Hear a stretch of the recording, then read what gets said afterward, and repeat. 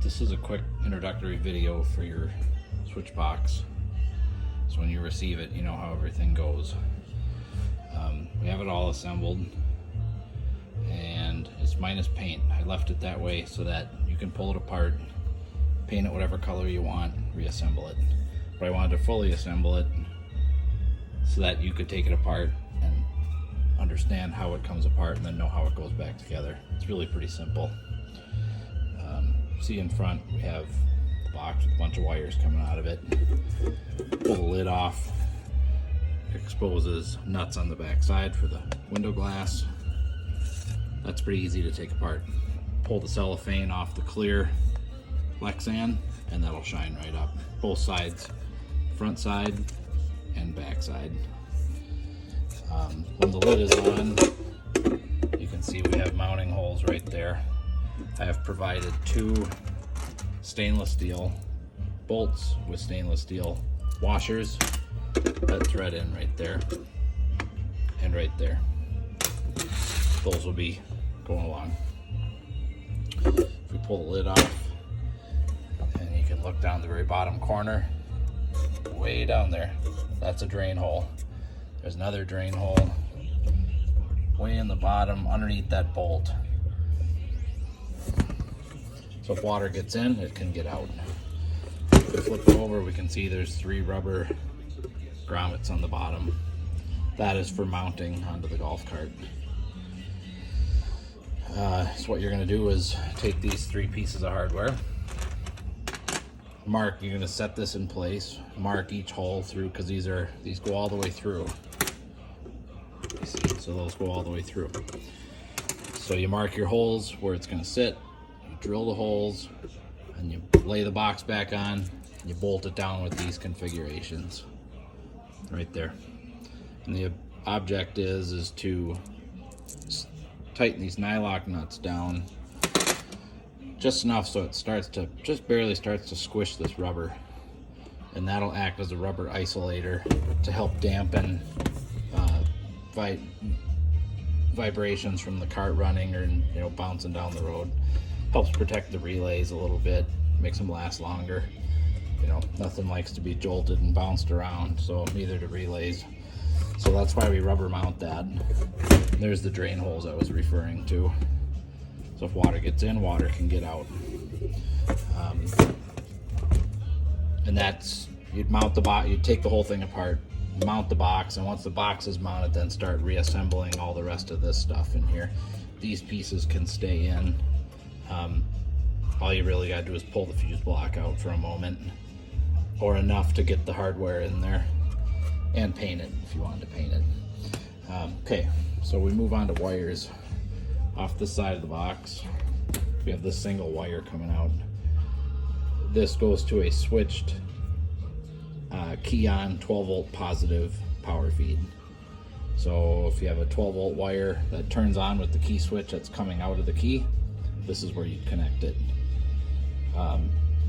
You do not need to put a fuse in this. The fuse for this is right there.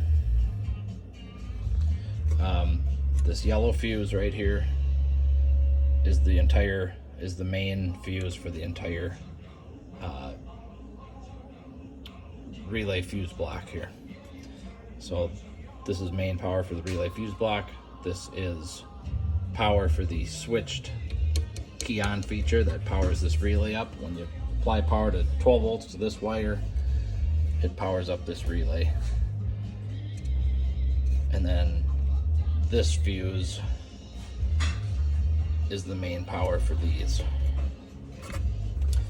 So to save confusion, this orange wire is the only one you connect to a key-on positive 12-volt power feed, or switch, or key, whatever you want. When you apply power to this, it turns this relay block on, powering your fan and powering accessory fuses that we have along in here, which I'm going to get to. When you apply power to that wire, it electrifies this relay, which applies power to this entire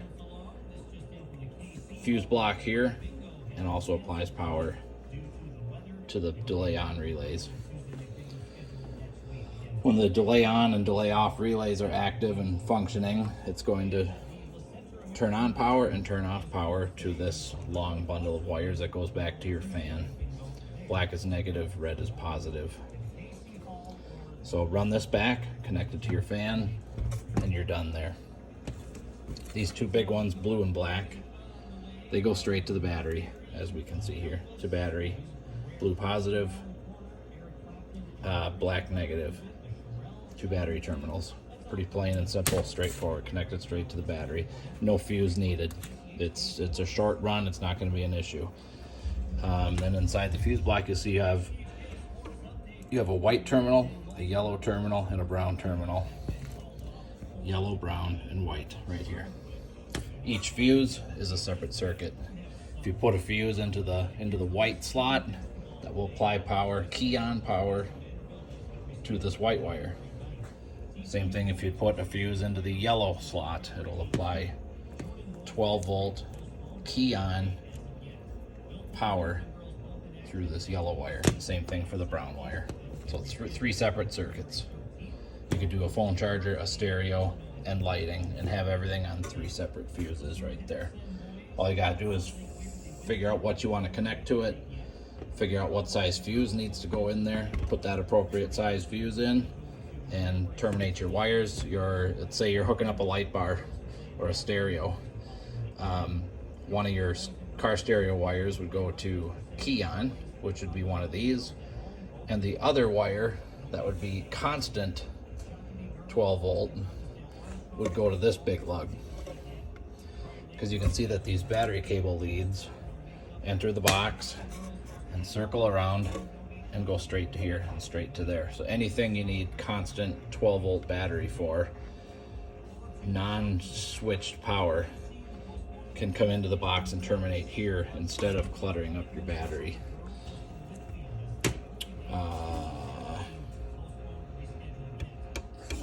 Aside from that, that should be about it. To the fan, to the battery, three separate circuits, key on, mount the box, and away you go.